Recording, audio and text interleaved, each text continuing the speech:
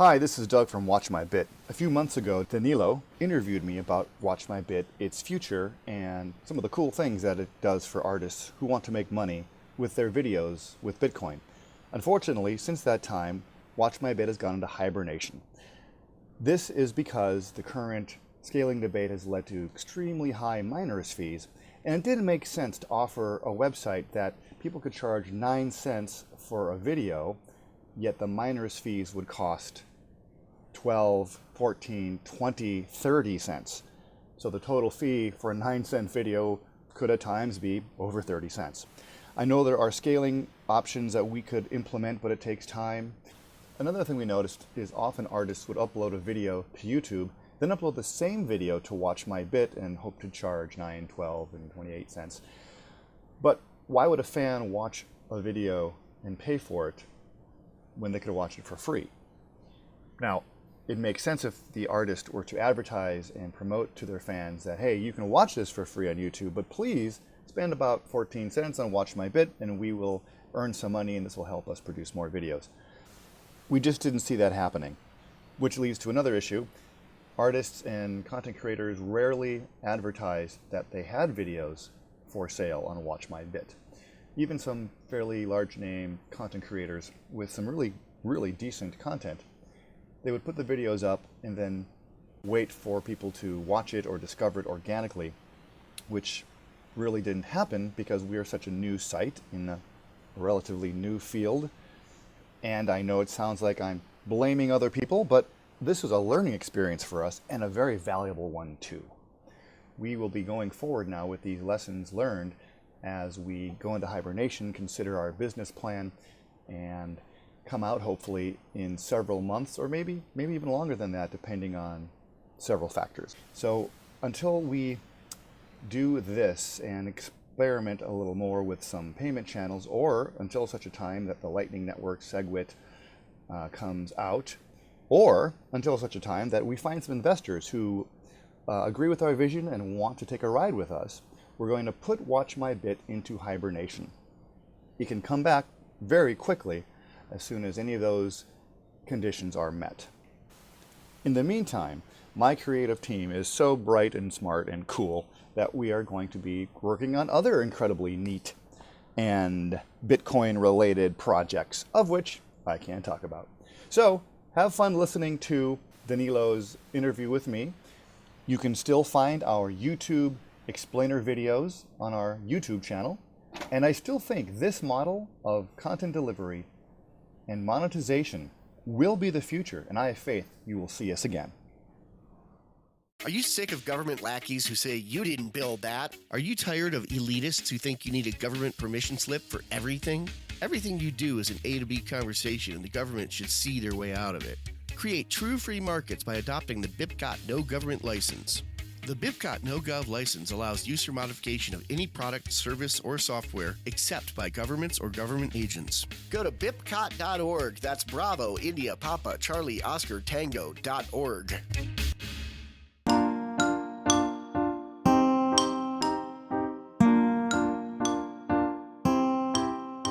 Hello, everybody, and welcome to Peaceful Anarchism on the Voluntary Virtues Network on theseedsofliberty.com and theconsciousresistance.com. So Peaceful Anarchism is covered by the BIPCOT No Gov license. This allows for reuse by anyone except for governments and the agents thereof. You can find out more information on that on bipcot.org. So today we have Doug Scribner coming in from Minneapolis, Minnesota. He's an entrepreneur, libertarian, voluntarist, and co-founder of WatchMyBit.com, amateur musician from LA, and serious musician from LA, and amateur screenwriter. And so we're going to talk a little bit about his history of coming to voluntarism and what podcasts, books, and authors influenced him, as well as how Watch My Bit came about, and a little bit about what he's doing with his screenplay. So, Doug, thanks a lot for coming on the show. Sure, no problem. And you can hear me good, I assume. Yeah, pretty good. I first heard about you from Anarchast. Jeff Berwick interviewed you. I never heard about Watch My Bit before, so really grateful for that. And it's a really fascinating thing. You guys are like competing with Netflix, right? And also teaching people about Bitcoin at the same time. So So please, get into a little bit about your history of how you came to voluntarism and what influenced you along the way. Sure. Well, here's who got me into voluntarism. Rush Limbaugh. Can you believe that? Oh, my God. So here's the story. I'm driving home from work. I was in the Air Force as a young guy, and I never listened to AM radio ever in my life.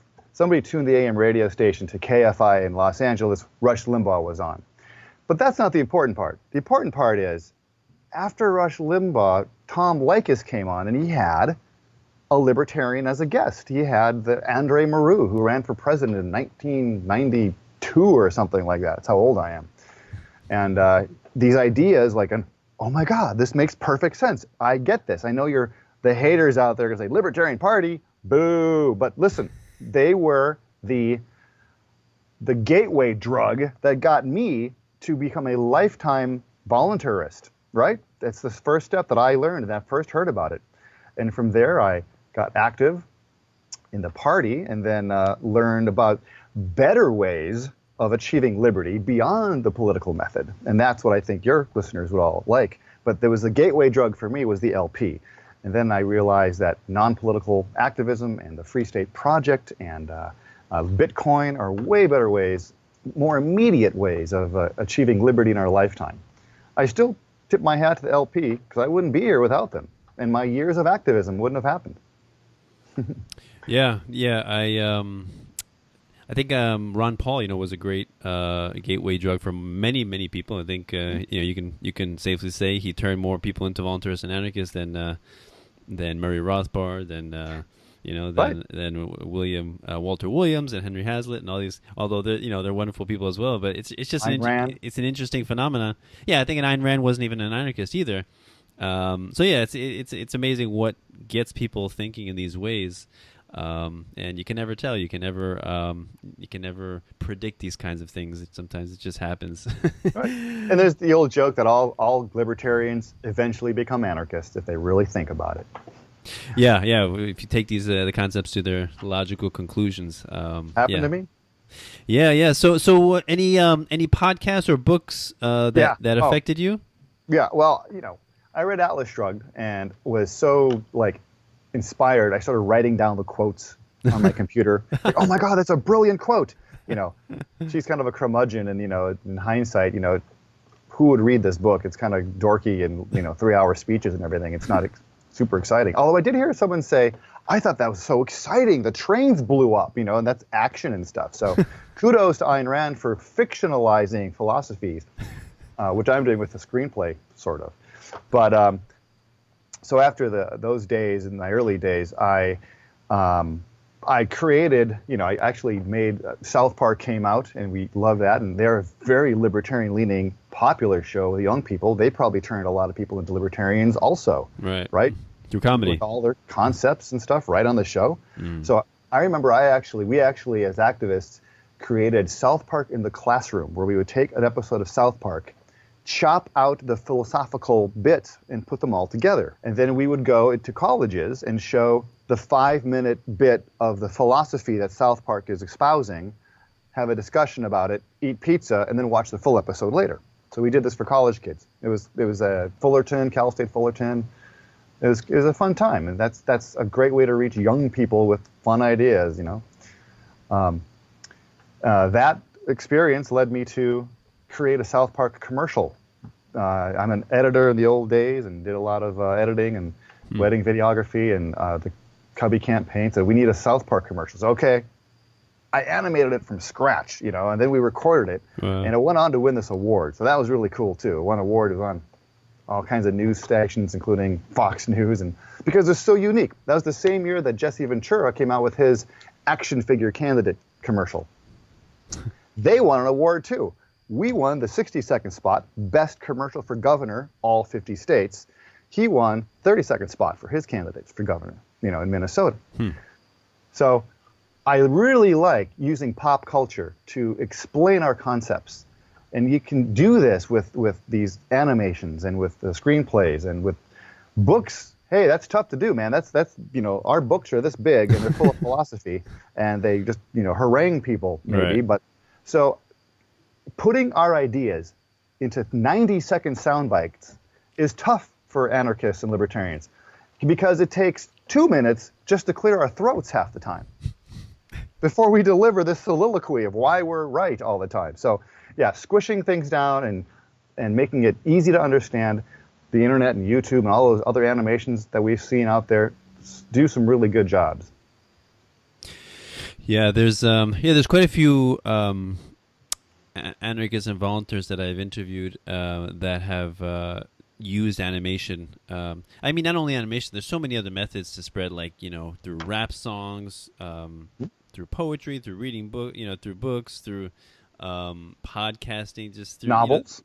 Novels, Larkin Rose right? writes novels. Right. There's so many different ways. Like talking about animation. There's Freedom Toons. Seamus Coughlin, he does some awesome stuff with that.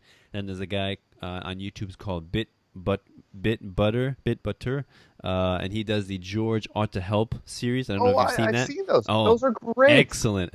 Short. Oh yeah, they're short. That's the key. Right. Attention spans. Right. Exactly. Look how fast I'm talking. My attention span is like this big too, and I'm old, right? Exactly. And yeah, I've interviewed that guy, and yeah, fascinating guy. I mean, he George does a lot ought to help. Does a lot of great work. And it's that kind of stuff that really sometimes like you said, people have short attention spans. They although we love to hear an hour interview or an hour podcast, maybe the regular person who might consider this stuff would not want to do that, or would be scared by a philosophical or an economic text. And or bored. Bored is the word you're looking for. So here's the thing. Yeah, right. We're doing an hour interview here. That's great. I would not watch an hour interview. I get bored. And here's the other thing. We have, there's controversy about personality theory. Mm-hmm. So I'm irrational. That's my personality theory. Personality, Myers-Briggs. That's 10% of the population. You might be irrational, but you might be an idealist too. That's another 10% of the population. So together, we're 20%.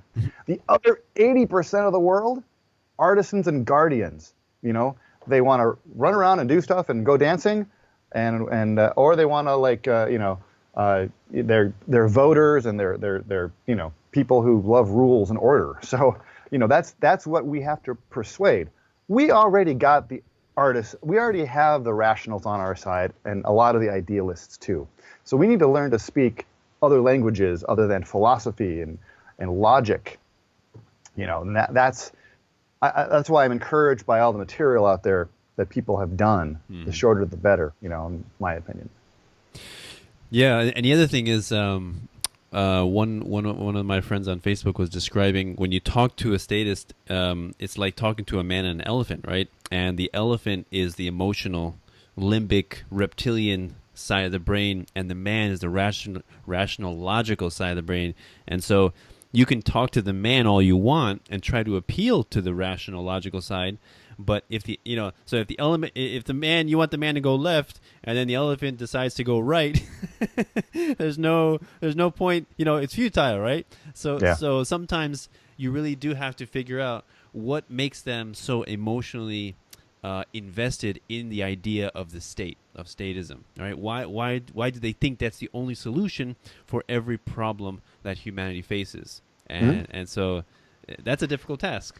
And that's a long task sometimes. That takes years for people to change in depth and ideas that have been stuck since grade school, Mrs. Johnson, the teachers union stuff, right? I mean, that's that.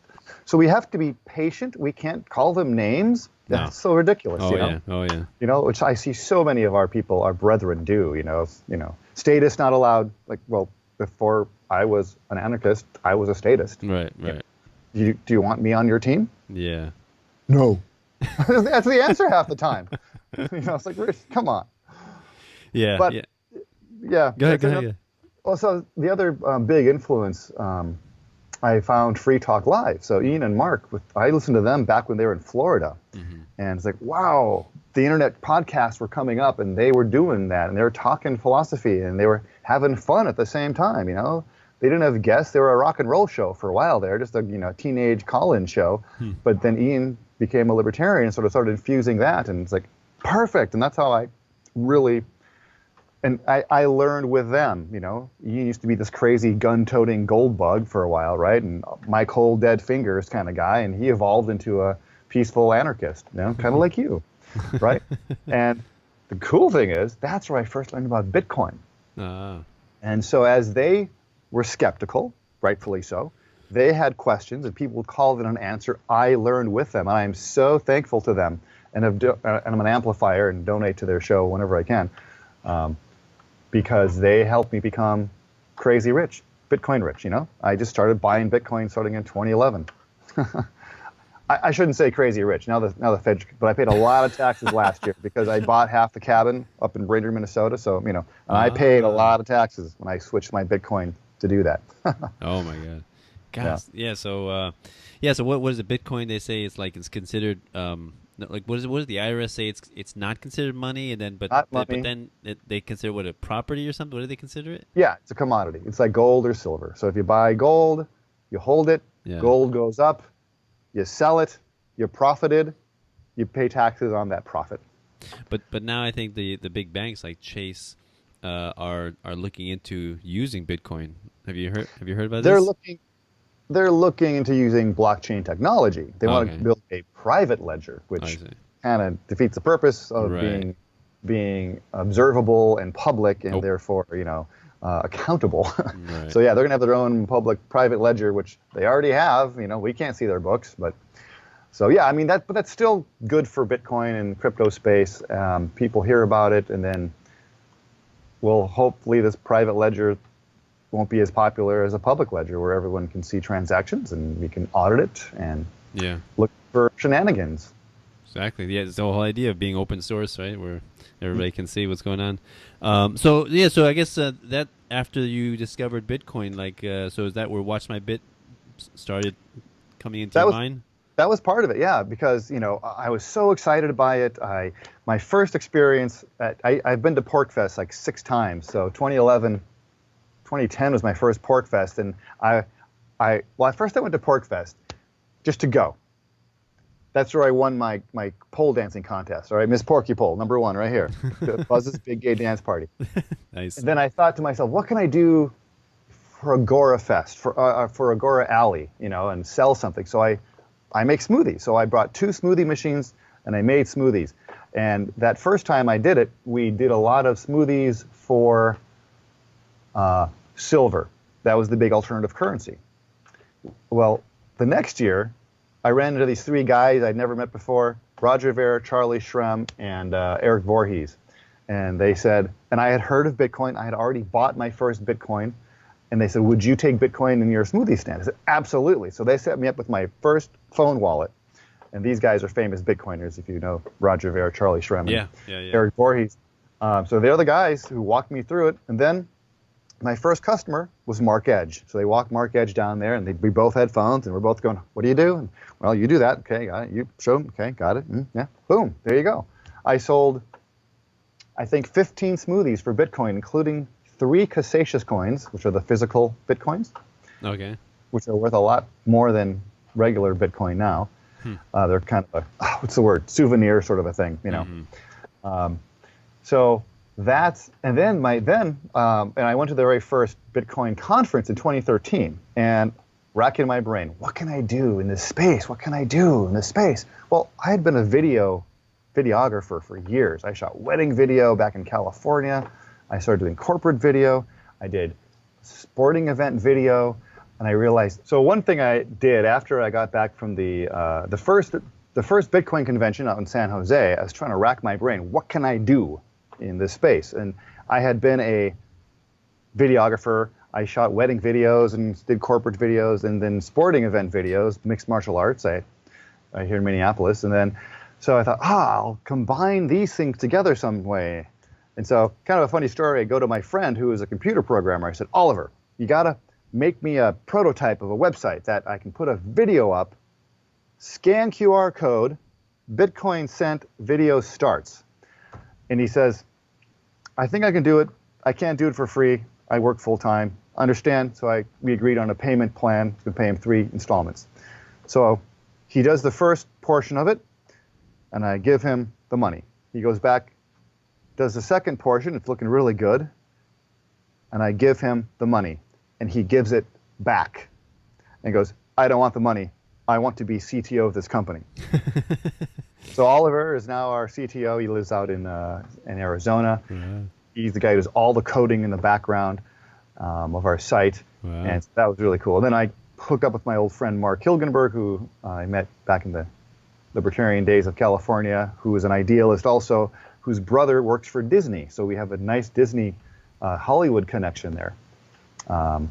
And he's our CFO. He's a financial planner, has been for years, and handles our books and stuff. So that's how Watch My Bit was born. And we came out in a couple iterations, and you could say a beta, and then we did a sort of a soft launch. And we're about to redo our front page yet again. I don't know if it's a good time I could share the pages. You know, should we check that out now? Yeah, you can do it now. It's fine. All right, so let's just, I'm going to bring up our existing page here, and I will share my screen. We get one shot at this. Let's make sure this works. Let me know when you're seeing my screen. Good. All right, so here is our front page.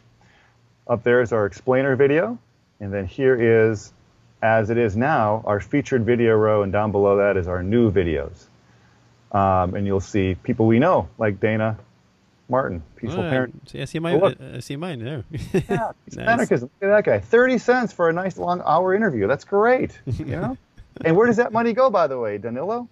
Oh, it goes to help me to do more of that, what I love to do. Exactly. Right. So watch his stuff on here. Here's Adam Kokesh from Anarchapulco. But not just that. We have full-length feature films like this one on Falling for 99 cents. This is a full-length feature indie film. Here's John Bush's Sovereign Living, episode 2. And then here is probably our big win, which is Scribes, which really does star Danny Trejo, you know? Danny Trejo and Jane Lynch is in here too. Nice. You get a free preview. You can pay altcoins with Shifty, so all you Dash people are included too. And Bob and Rob, these are the guys who are, Bob Hilgenberg is Mark's brother. But this is, and then, you know, if you take a sneak peek back into what the artist sees, where you can upload your own videos. Now, I'm signed in as College Days. And if you guys watched the beginning of the video that Danilo did, you'll see our explainer video. Look at the splits here. Here's 9 different Bitcoin addresses with easy to remember aliases. You know, drums, bass, singer, keyboard, you know, studio, cause, Sean's Outpost. How tough is that? So these Bitcoin addresses can be assigned to the videos, or you can split with them. So here is back scene here of a split called Tempted 1. And here's the percentages. 10% goes to the keyboard player, 15% to the singer. Bass players only get 3%. I'm sorry, they're bass players. Okay, I'm making jokes. 2% for the drummer. And then the studio here gets 50% because we owe them money. And then you can change the split once we pay the studio back, for example. Now here's the same split without the studio, and then we've reallocated money to the people in the band. So that's the behind-the-scenes look. That's not going to change. Well, what will change from our front page here, we're changing it to a much more brighter look. Here is, by the way, I'm breaking this live on Danilo's show here. His podcast is the first to see our new look. Wow. You like that? Look at White? that. It's beautiful. Exactly. It's more, and white is a better color psychologically. These are just placeholders. We don't, of course, have any bad lip reading stuff here. But our featured row now has a big and then 4 small ones. And those will be rotating through. We actually have a how to use our stuff, and this will all be different when you see it live.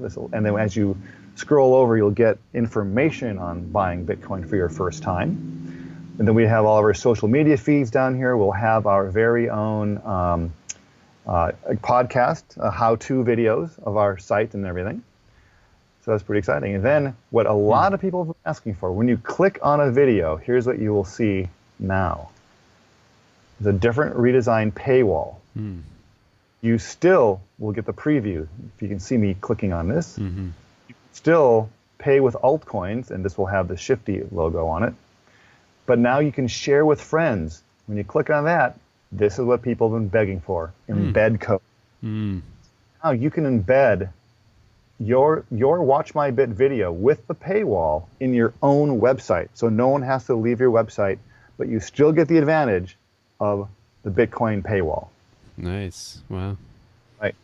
And then we have a real nice, fun rating system here. Smiley, not, frowny, smiley, and middle. Very nice. Right.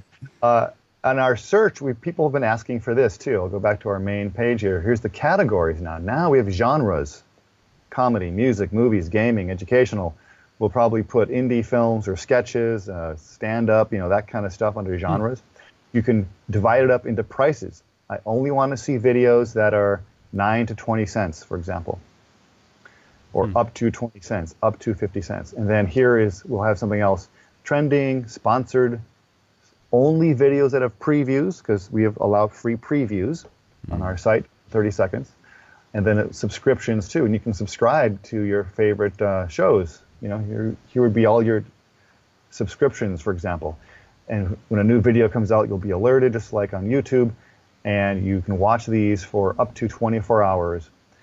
And know that the money goes to the artist, almost all of it, which is much different than YouTube.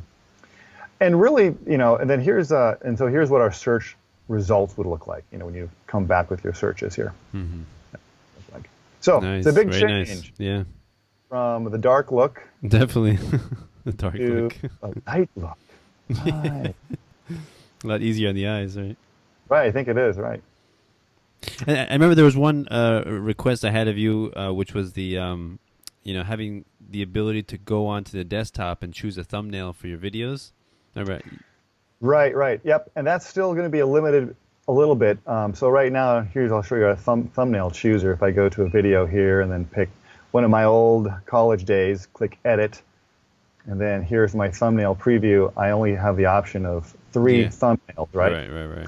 Right. And we can work on this in the future. This is what we pull from our, our CDN, our Content Delivery Network. Mm-hmm. Same thing with our preview section here. You can drag the handles around and choose different sections to preview, and then click save, and that's saved. Is that now? Because I try to do that, but the handles are always together. It can never separate them. Well, the longer your content, this is only a 4-minute clip. Oh, right, that's right. Maybe there's that. Okay. So because it's, right. But yeah, so a movie would be really tough to see, and you'll see it looks like this. You can stretch them open. Exactly. Yeah, you probably see this and it drags together, right? Right. Okay. Makes sense. Right. All right, so it works then. I should use that. Right. Yeah, because then people get to see your free stuff. Sure. Yeah. Cool. Yeah, makes sense. So when does that come out, the new look? We are hoping to see this come out in the next 2 weeks. Trademark. No, we've got the next iteration is finished now, and we are going to have our Slack channel. If you go to Watch My Bit Slack channel, you can help us and give us feedback, and you can test out the new video, the new platform, and let us know what you think and help us find some bugs if there are any. So we're hoping to have that up in about 2 weeks or so. So by the time this video is live, Danilo, it should be up and running. Yeah. Yeah. All right. Awesome. Well, yeah, definitely looking forward to that. And I'm very excited about that coming out because, I upload all my stuff to Watch My Bit. And, I'm very, very happy to share my content there, support anybody who, supports Bitcoin and, of course, voluntarism. So, exactly. So, yeah, I'm very interested to see how it will grow. And also the fact that it's just educating people about Bitcoin. Right. Well, here's what we like to say. If you need to teach someone about Bitcoin, our site is the greatest because it's easy. You're buying something that's instantaneous because once you scan the QR code, it launches. Mm-hmm. Oh, and by the way, our new version will be totally mobile ready. Ah, right. In fact, you'll just be able to tap the QR code on your phone, and it'll say which wallet do you want to use, and then you can pay for it right there. Wow. Yep. So that'll be enabled. But think about what you can teach someone about Bitcoin just by looking at one of our videos. QR codes, scanning, smartphone wallets, watch me scan, launching, right? And then you can say, now this, you can see in the smartphone that I sent 11 cents to that address, and there it is. And it really helps people wrap their heads around it. This is a great way to do it. Get someone give them their own wallet, throw them $1, and say, you go launch a video now. Oh, I see. And then there's a miner fee. You can explain mining that way. And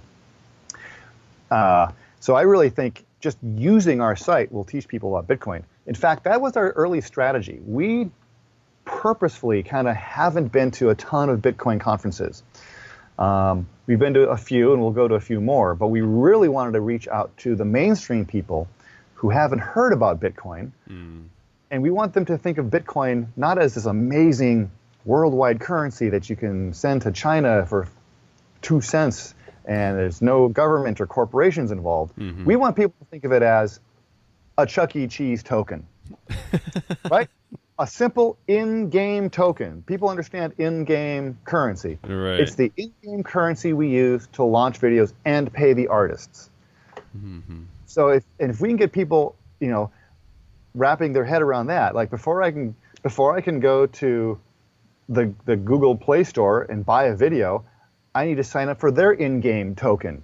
It's called a credit card, but it's their in-game token, right? It's a pain in the ass. I got to give them all my information. I got to sign up for this thing. I need to get a credit card. I need to have a bank account, right? So our in-game token is much more universally accepted anywhere in the world. You don't need a bank account. You don't need to tell your friends or tell this company your email and everything else at all, and you can just use it without even signing up for anything. Oh yeah, by the way, it's an amazing philosophical achievement that's going to disrupt the entire financial system of the world. By the way. We get this, but don't explain that to newbies, Hey, it's the in-game token. Right. And the beautiful thing that I love about Bitcoin is that, people use it because it's convenient, it's fast, and it's efficient. And that's the beauty of it, right? Then and because of that, they don't have to be forced to use it. Like we're all forced to use Federal Reserve notes, right? By law, like that's what legal tender means. And so if you're forced to use something, perhaps that means that it's crap because nobody would want to voluntarily use it. Right, like the public school system. Right, that forced funding.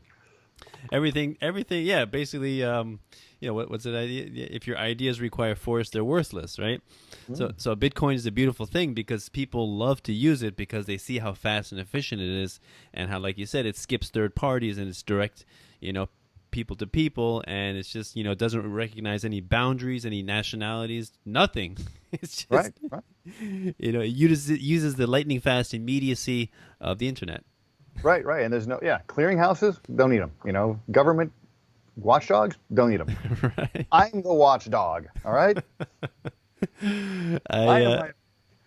Yeah, and it's just funny, like a lot of the arguments that people use against Bitcoin, they don't realize how absurd they sound. Like, well, it can be hacked, or what happened to Mt. Gox? You see, they got hacked and all their Bitcoin were lost. You see, or Bitcoin is just used for drugs. It's used for all these horrible things, and people die. And let's dispel that myth right now. Okay, this is new. We've got new wallets that are much easier to use. You don't need to leave your money on Mt. Gox. I have over $1,000 on this phone. Okay, if I get mugged because I just said this on the air, right? And you take my phone, you still don't get my Bitcoin. You destroy my phone, I get my Bitcoin back when I just reconstitute my wallets. Right. It's easy. It's not hard. It's not difficult. Yeah, like my nephew and niece, they're 9 and 10, they have Bitcoin on their phones, and I pay them in their little, for doing chores, birthdays. They love it because they can get, look, it went up a little bit. Oh, that's great. How come it went down, Uncle Doug? Well, because, then I can explain monetary systems and stuff, and they learn. And with the Airbits wallet, then they can go buy Target gift cards and buy their, Lego sets. That's so cool. Actually, that's a great idea. I could do that with my kids too. That's a great idea. I did not think about that at all. Let me get my lights on. Oh. Yeah, exactly. I think it's great for kids and teaching that kind of stuff and learning. And, how old are your kids? 6 and 4. 6-year-olds if they, here's one thing you can do. If he doesn't have his own smartphone yet, do you use Airbits or what kind of wallet do you use? Airbits. Yeah. So make a sub wallet, put his name on it, and say, look what I just did. I'm going to send money. It's almost like an allowance thing. You can show him, hey, look how much you have. There you go. And then when he gets his own, then he can just transfer it to him. Great. I think I will do that. I mean, he does have his own jars with his own Federal Reserve notes, and he counts them, and he's got a separate jar for the 20, for the 10, for the 5, for the ones. And also another thing that I like to do when he was younger was, like, when he was around 3, I would go to because that's when I was starting learning about gold and silver, so I would take him, I think 2 and 3, I would take him to the gold and silver shop and buy silver with him. And so he learned about that, and then so he found it fun because we would get it and he would play with it and count it, and we would do like the ding test where you figure out if it's a counterfeit coin by seeing the sound that it makes when you hit one coin against the other. Right. Yeah. Here, this is what they're using in Porcfest. These are little silver. There's a 1 gram. Right. And that's this cool. is a gold one. It's a little gold thread. Let's see. Wow, very nice. Cool. Right. And then we switched to the dime cards. Nice. Right? Yeah. Right? Those are kind of fun. Beautiful. And then we all switched to Bitcoin. All of Porcfest. We said, hey, Bitcoin is easier. You can move it. I don't have to carry cards with me. Right. But I like these things because it's fun to show people. Oh, okay. Yeah. So Bitcoin has taken over Porcfest. You're saying they no longer use those? Because they're just clunky, right? Bad money drives out good. There is still silver. There's still gold. But last time I was there, Bitcoin was everywhere. Right. Yeah, it really caught on. And I think and then, the network's getting better. And I wasn't there this year, but I'd like to find out about it. A lot of people boycotted it this year because, Mark and Ian weren't invited. Have you been there before? I have not. I'm pretty close to it, so I should be. I know. Jeremy from the Seeds of Liberty, he was there this past one. He said it was great. I would have loved to go. I've been to Liberty Fest in Brooklyn, and I met a lot of great people there. Tom Woods, Adam Kokesh, Derek Bros, Katie Chaos, a bunch of people that... what's that... the woman, the Bitcoin girl, redhead? Bitcoin girl. What's her name? Naomi Brockwell. Right. Yeah. In fact, I did an interview with her, and it's on Watch My Bit, and only on Watch My Bit. It is one of the most fun interviews I've ever done. If you get a chance, I'll try to share again. I don't think it's going to work, but let's just try once to cross our fingers. It never worked before. Let me know if that's coming across. No. Okay. If you want to share Watch My Bit, I'll show you the Bitcoin girl interview I did. It's only 16 cents, and the money goes to her. Ah. Look at that. Yeah, and by the way, speaking of Naomi Brockwell and Bitcoin girl, as we said earlier, I'm sort of an amateur screenwriter. Right. And if you go to Steam It right now and search my name, Doug Scribner, there are 3 short sketches. One of them is written for Naomi Brockwell. So I want her to be in my screenplay and in this other short sketch. And she has agreed that she would be part of it if we get it funded and it takes off. So it's somehow I wrote a romantic comedy that has Bitcoin sort of on the underlying part of it. Excellent. Don't know how romantic comedy and Bitcoin go together, but it's somehow it works. And if you're interested in reading it, I'll send you the full script. Okay. Yeah. I'll definitely include that in the description. That video for people if they want to check that out. Yeah, sure. Yeah. I'll send you the link. Oh wait. You don't have it on Watch. Oh yeah, you have the interview on Watch My Bit. Yeah, I have an interview with Naomi Brockwell, which is one of the most fun interviews I've ever done because she's such a sparkler. She's a firecracker. Yeah. She's fun, funny, and great interview. Yeah. Yeah. The other fun interview I did was that same thing with Stephanie Murphy from a hot tub. We were in a hot tub. I think I did see that. Right. I was wearing this one. Yeah, see the picture there in Skype? Yeah, I can't. Okay, right. Right. Is that from that one? Yeah. Great. Yeah. So I think there's a lot of possibility for education, with Bitcoin. Right, and just quickly, anybody listening to this, if you do video content, you can use my platform. Our platform. Use Watch My Bit. You can upload your own videos there. Right. Get a Bitcoin address and a wallet, and just start uploading videos. And it depends on you to market it. We're not a marketing company.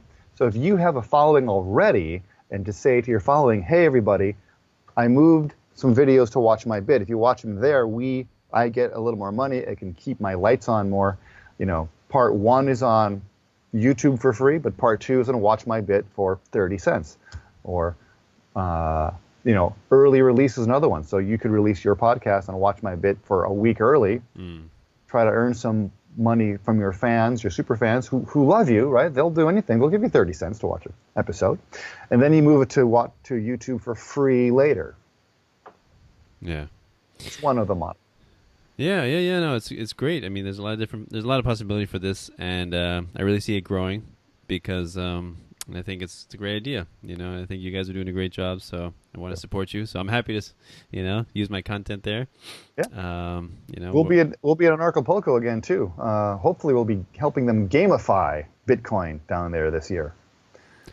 Gamify. All right, define that for me. Gamification, the making a game out of whatever. So for all the people who don't have Bitcoin, we want them to start using it, learn how easy it is. So we have all these cool ideas. Okay. Everybody, like they'd announce, watch this video and watch. So they'd all get X amount of Bitcoin when they arrive. We just want to make that happen. And we've got sponsors who will probably donate a lot of Bitcoin. So everyone will get $3-4 in Bitcoin. Everyone will have a phone. Almost everyone does already, right? Mm-hmm.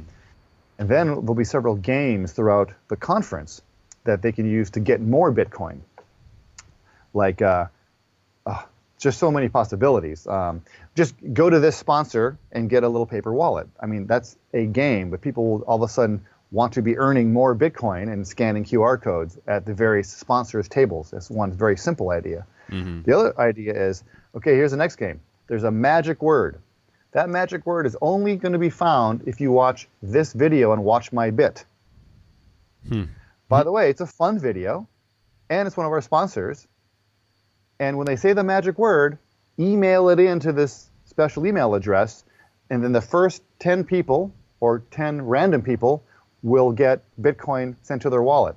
But they'll get sent Bitcoin to their wallets during lunch or during one of the events. Okay, is everyone ready? And then 10 people will say, bingo, I just got $5. Oh, I did too. And the 10 winners will be, so we're thinking that's going to be really fun and social. And then they're going to use Bitcoin, I hope, to be used to gain entrance to some of the events that are free, and they still are free because this Bitcoin you have come across through games and giveaways. Right.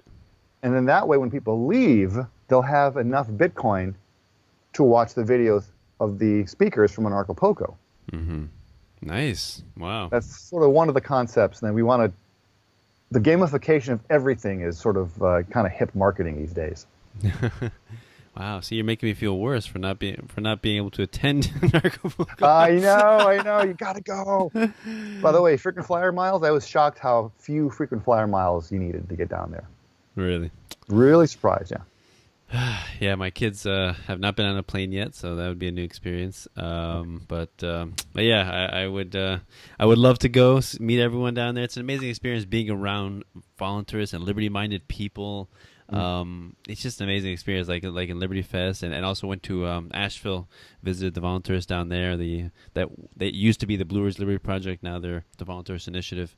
But it's just a beautiful thing to be around such people who understand these concepts and are, they're like, all right, I'm past taxation as theft. All right, now what can we do to make the world a better place? Right. So much easier. And we're already doing these things, and it's like the way I look at it is like, the freedom boat is on a one-way. It's on a one-way journey, and it's like you're either on the boat or you're not on the boat. So there's no going back from here. It's like the abolitionists. They were the forward-thinking people of their time. And everyone else was backward. And, with the internet and all that communication, open communication, it's just getting easier for us to get these ideas out there. We have to uneducate a bunch, but the education part is becoming easy and the content is there, and, whatever your personality, you'll find something that fits and helps you understand things. There'll be a communicator out there who is right for you. Yeah, yeah, and what's so beautiful also about Bitcoin, like you said, is that you don't have to be knowledgeable in economics and voluntarism and all this stuff to use it. No, You know? no, no. Yeah, and here's the other thing I hate. You don't have to know the name of the protocol. You don't have to know what mining is. People say, well, how does Bitcoin work? I don't get it. I go, well, let me ask you a question. How does this work? Right. Right? Exactly. What is the name of the protocol that reads the magnetic strip and then encapsulates it into some sort of a data packet and shoots it down some specialized network line? What is that called? Oh, you don't know? Oh, but you don't need to know, right? Or how do Federal Reserve notes get made? I know. How many people Right. know that? What is So what is the Federal Reserve? Exactly. You just know that it works, right? So yeah, the idea that people have to understand mining and protocols and hashing and all that, Well, I think when they're asking that, they really want to make sure in their own minds that it's not a scam. This might be a scam, right? This might just be the next thing that some guy is trying to, get one on me and take my money and stuff. And so, yeah. but It's too big now. I mean, everyone's heard of it. yeah, I know exactly. Not everyone, but I'm one of those outgoing guys who asks every waitress and waiter I come by, do you take Bitcoin? Oh, really? Do you want Bitcoin for your tip? Every single one. Gas station attendants, and it's just like, I throw it out there. And then That's great. they say, oh, yeah, I've heard of that. Hey, one more person, positive reinforcement. Cool. Yep. I recommend you do the same thing. That's interesting. I haven't thought about doing that. Yeah. I've got a coffee house where 5 of the baristas take personal tips and can't wait for me to come in. So what, you use your Airbits wallet to do that? Yeah. Yep.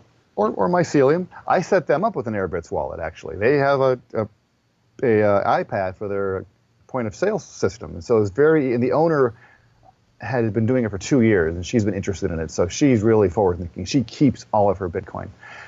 There's a restaurant nearby where I have, there was 3 servers who I got to take Bitcoin, with their own wallets. And then they all heard of it. That's the other thing. I've all heard of it before. And I say, just download this wallet. Download an app. You don't download apps every day. Oh, yeah. Okay, I'm going to give you $3 on top of your regular tip. That's the first thing I do, I over-tip them as an incentive. Nice. And then, oh, cool, Wow, see that? You're a great spokesman for Bitcoin. You're. I want a new name. I want Bitcoin Moses. Yeah, leading people to the promised land. Bitcoin Right? Jesus was taken, right? I know. Bitcoin, Right? Bitcoin Moses. I like Right. that. Awesome. Well, Doug, it's wonderful talking to you. So, is there anything else you want to finish up with before we sign off? No, I think we covered just about everything there. Screenplay, history, Bitcoin, Watch My Bit, video. Watch My Bit. Go to watchmybit.com, jump on board, start using the platform. Tell your friends. And reward the people like Danilo, who's already up there. Yeah, Watch his videos there first. You'll be helping him and his family and his 6-year-old. Yes, 4 and 6-year-old. Right? And you can split with them. Hey, that is a marketing campaign. Hey, everybody, this money is going to my son's Bitcoin address. See that? My son's allowance. Exactly. Create incentives, business. It's his college fund. Understanding business. People. I think there are certain parents that kind of shun the idea of teaching your kids about money and investing and business. But I don't understand that, because I think as human beings, we all respond to incentives. And when you say, I'll let you eat this sweet thing if you clean your room, that's an incentive, equally as if you were to say, if you do this for me, I'll give you, this much Bitcoin, or I'll give you $5. Right. Well, here's an idea. I mean, I totally agree with you, and I believe if you're doing it that way, then that's fantastic, because it teaches them responsibility, money, accountability, right? Savings, loss, right. Spending, yeah. Saving for a rainy day. A friend of mine, who, a libertarian too, back from when I was in Orange County, she said, here's what I did with my kids. We had chores. I made them compete against each other. So she would say, how much do you want for the dishes? And her daughter would say $5. And her son, I'll do it for $3. Okay, I'll do it for $2.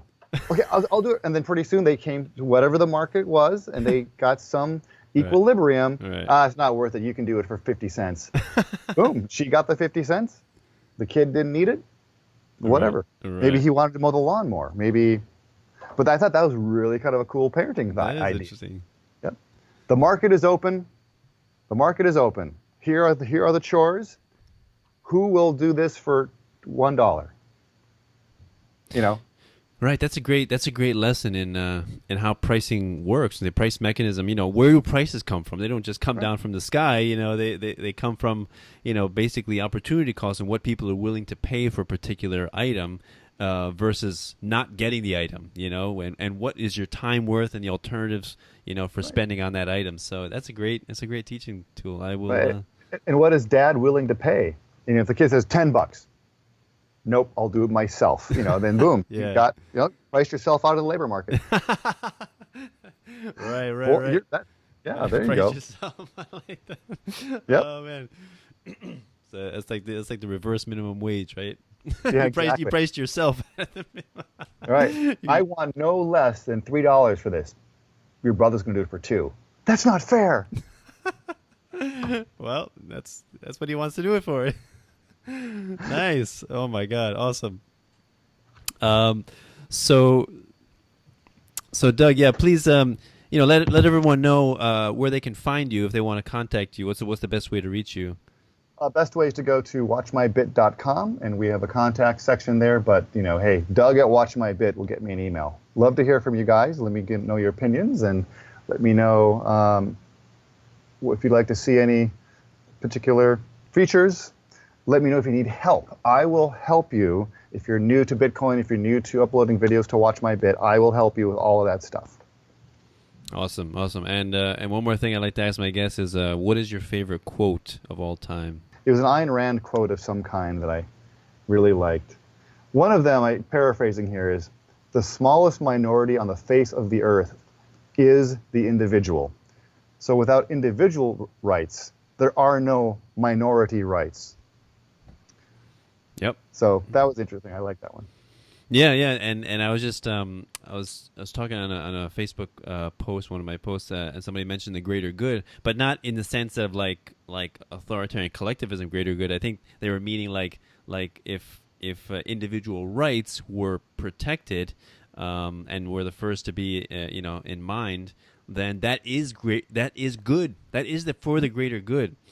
And so in that sense, you know, if it is harmful for the individual, by definition, it cannot be for the greater good. Right? Good point. So because we all have it in mind when we mention this phrase, the greater good, we always think about authoritarian collectivism and tyranny and Hitler and all that. But really, if it is good for the individual, it is for the greater good. So I thought that was an interesting point to bring up as well. But thanks for the conversation, Doug. It's really fascinating learning about this stuff. I'm really happy to see that it's growing and you're improving it, and I hope that will continue. So thanks for having me. Really appreciate you being on our channel and having your own Watch My Bit channel and what you're doing here. This is you know, getting the word out about so many important issues. Yeah, thanks a lot. I really try. And so if you want to help me out and help me interview fascinating people like Doug here, please donate. You can donate Bitcoin or PayPal or Patreon. My link is patreon.com/Peaceful Anarchism to help me out. Or just watch the videos and watch my bit and pay him. Or you can watch the videos and watch my beg bit. For tips. Just, hey, watch my video for 30 cents. It comes to me. Yep, you can do that. So, I mean, I give my viewers options, right? But definitely Watch My Bit is one avenue. Or you can also actually go onto my Facebook, my website post, and I have Amazon affiliate links, and you can do your shopping through those, and I get a little percentage kickback from that at no extra cost to you. So that's another method. So awesome conversation, Doug. Thanks a lot for coming on the show. So this is Peaceful Anarchism on the Voluntary Virtues Network, and theseedsofliberty.com and theconsciousresistance.com. Wishing all of you have a wonderful day. Take care. Bye. Cell 411 is a free app for Android and iOS that replaces government-controlled 911. Cell 411 allows you to preset a group of friends or private organizations to show up in any emergency. Cell 411 is a nightmare for the state because it proves their so-called services aren't needed. Cell 411 has had thousands of installs, and of course it's covered by the BIPCOT no government license. Cell 411 because your friends won't shoot you when you're in trouble. Without the government, who would build the emergency services? You and Cell 411. Get it today at getcell411.com. That's getcell411.com.